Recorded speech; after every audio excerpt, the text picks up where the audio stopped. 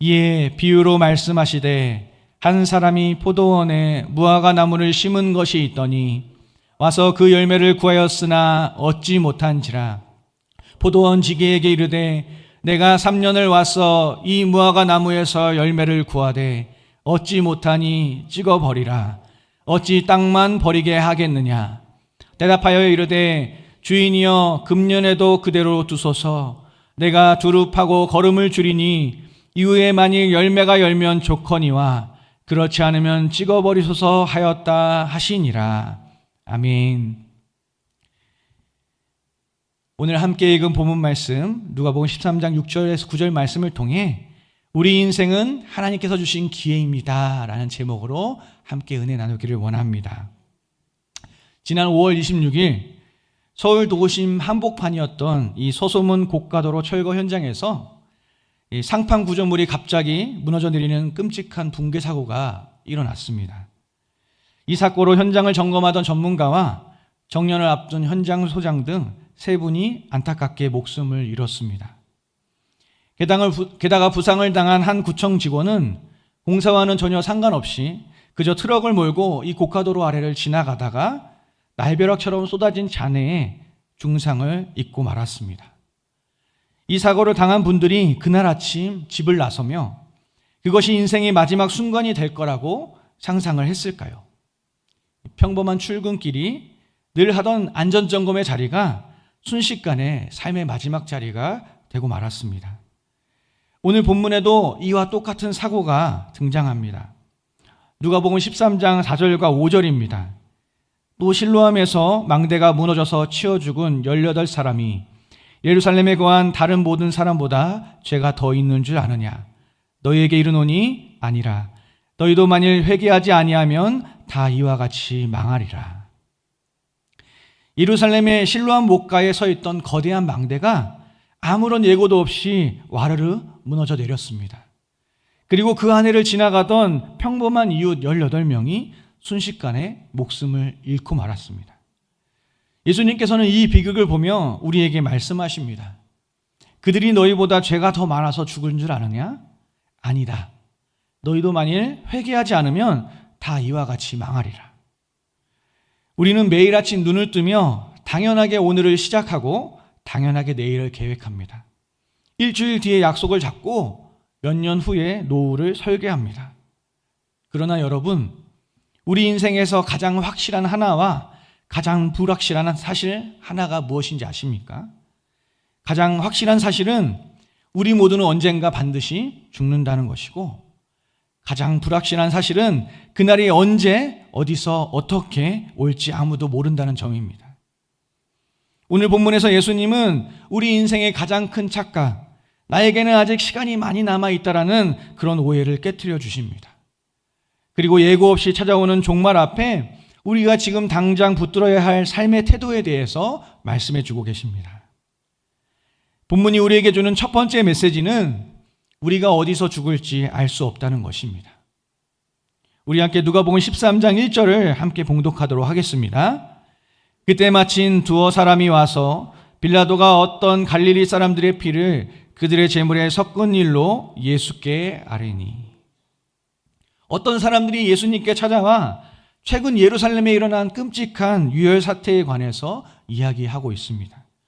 당시 갈릴리 지역에는 로마의 압제에 저항하며 이 반란을 도모하던 유대인들이 많았다고 합니다.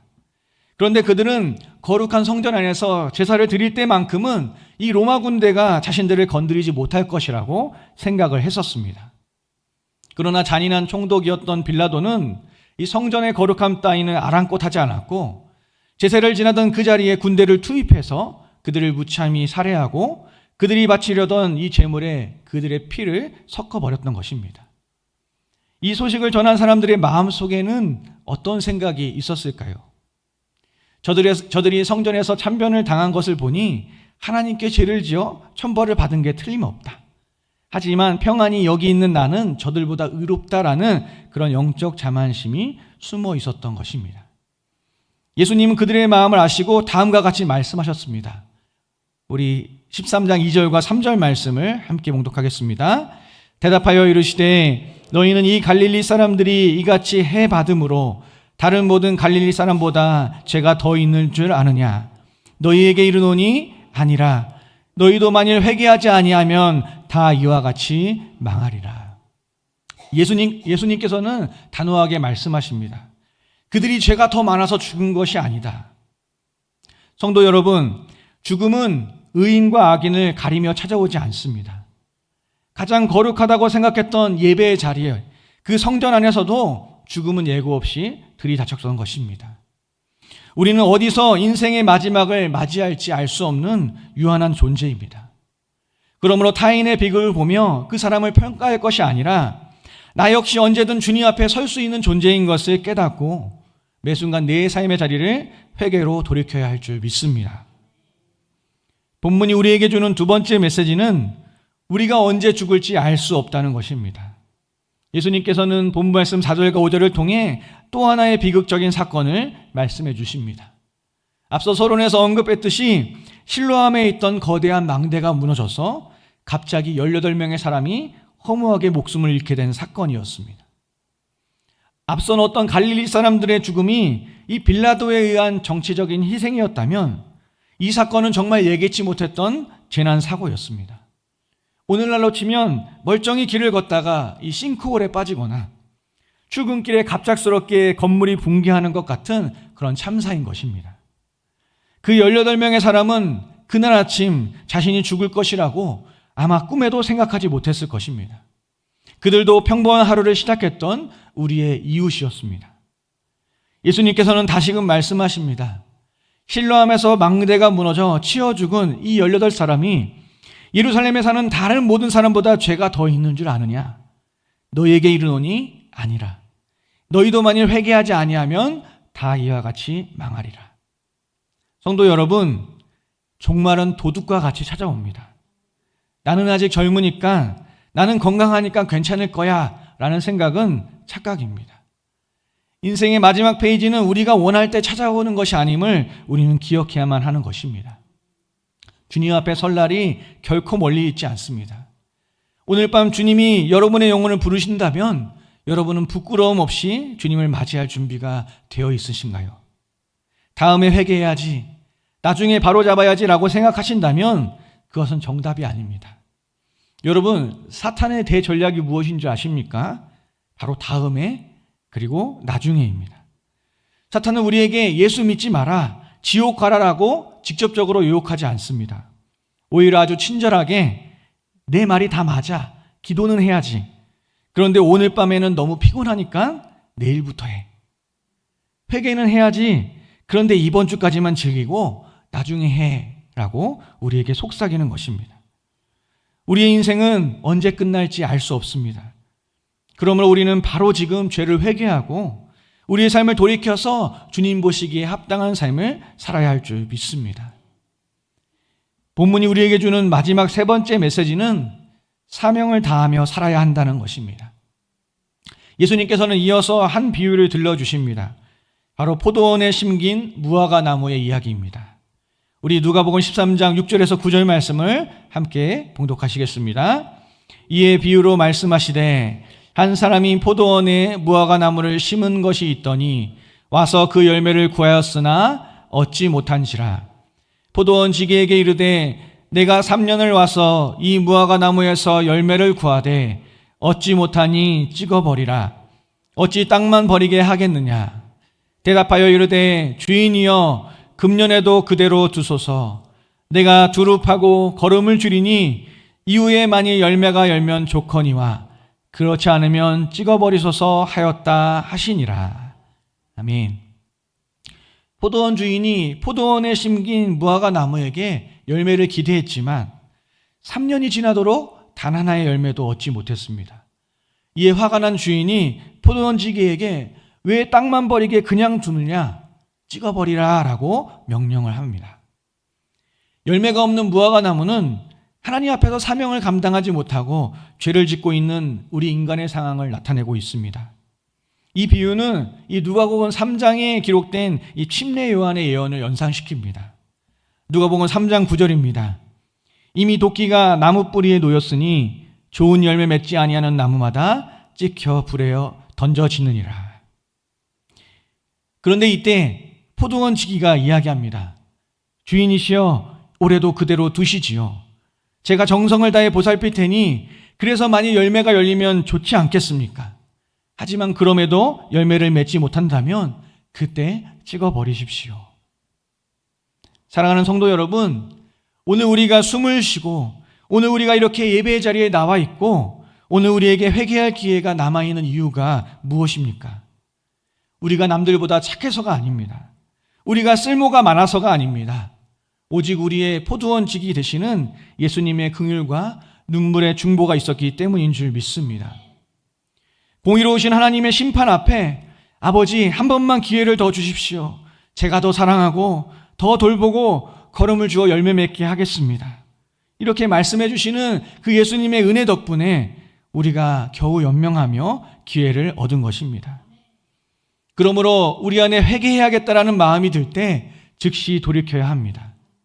내 삶에 해야 할 선한 일과 사명의 생각이 난다면 즉시 실행해야 할 줄 믿습니다. 올해만 그대로 두소서라는 이 영적 유예 기간은 영원하지 않습니다. 그날이 도적같이 이르기 전에 우리의 죄를 회개하고 하나님께서 기뻐하시는 사명의 열매를 맺는 저와 여러분이 되기를 간절히 소망합니다. 말씀을 맺겠습니다. 사도 바울은 갈라디아서에 이런 위대한 신앙의 고백을 남겼습니다. 갈라디아서 2장 20절 말씀입니다. 내가 그리스도와 함께 십자가에 못 박혔나니 그런즉 이제는 내가 사는 것이 아니요 오직 내 안에 그리스도께서 사시는 것이라. 참된 그리스도인은 어떤 사람입니까? 미래에 맞이할 죽음과 종말을 오늘이라는 현재로 끌고 와서 마음에 품고 사는 사람입니다. 나는 이미 십자가에서 죽은 자요, 지금 사는 것은 주님께서 덤으로 주신 은혜의 삶임을 고백하는 그러한 사람인 것입니다. 진정한 지혜는 언젠가 주님이 내 삶의 무게를 저울에 달아보실 그날을 기억하며 오늘 내 삶에 부끄러운 모습이 있다면 미루지 않고 즉시 회개하는 것입니다. 오늘 이 새벽 주님 앞에 나와 예배하는 모든 분들이 우리에게 주어진 시간은 하나님께서 열매를 기다리며 남겨두신 거룩한 기회의 시간인 것을 기억하며 매 순간 정결함으로 주어진 사명을 이뤄가시는 복된 성도님들이 되시기를 예수님의 이름으로 간절히 축원드립니다. 기도하겠습니다. 사랑과 은혜가 풍성하신 하나님, 오늘도 우리에게 이 하루를 허락하여 주시고 주님 앞에 나와 이렇게 예배할 수 있게 하심에 감사드립니다. 우리에게 허락된 이 날이 우리에게 그냥 주어진 것이 아닌 하나님의 은혜인 것을 기억하게 하시고 언제 끝날지 모르는 연약한 인생이 마치 영혼을 살 것처럼 어리석게 사는 세상 사람들과 구별된 인생이 되게 하여 주시옵소서. 그러므로 이 시간 우리의 죄를 회개합니다. 나의 삶에 하나님 보시기에 합당하지 못한 죄를 용서하여 주시고 다시금 거룩함을 회복하여 허락하신 사명을 이루어가는 삶을 살게 하여 주시옵소서. 그러므로 성령 하나님을 의지합니다. 인정하고 환영하고 모셔드립니다. 우리의 힘과 능으로는 우리의 삶을 온전히 하나님께서 기뻐하시는 거룩한 삶으로 살 수 없음을 인정합니다. 성령 하나님, 나의 삶에 임하셔서 우리가 헛된 길을 향해 가지 않게 하시고 주님의 사랑과 말씀 안에서 온전히 자라나 주님이 기뻐하시는 선한 열매를 풍성히 맺는 주의 백성이 되게 하여 주시옵소서. 오늘도 주신 은혜에 감사하여 예물 드린 손길이 있습니다. 드린 예물을 흠양하여 주시고 주의 나라와 영광을 위해 쓰임받는 귀한 예물이 되게 하여 주시옵소서. 드린 손길들을 기억하여 주셔서 성경에 기록된 바와 같이 30배, 60배, 100배의 결실을 맺어 하나님의 풍성한 은혜를 누리며 전할 수 있는 축복의 통로요, 축복의 가문들이 되게 하여 주시옵소서. 오늘도 은혜 주시니 감사드립니다. 오늘 이 하루도 허락하신 은혜 안에 더욱 주님을 뜨겁게 사랑하는 하루가 되게 하여 주시옵소서. 우리의 생명이 되시고 소망이 되시는 우리 주 예수 그리스도의 이름으로 기도드립니다. 아멘.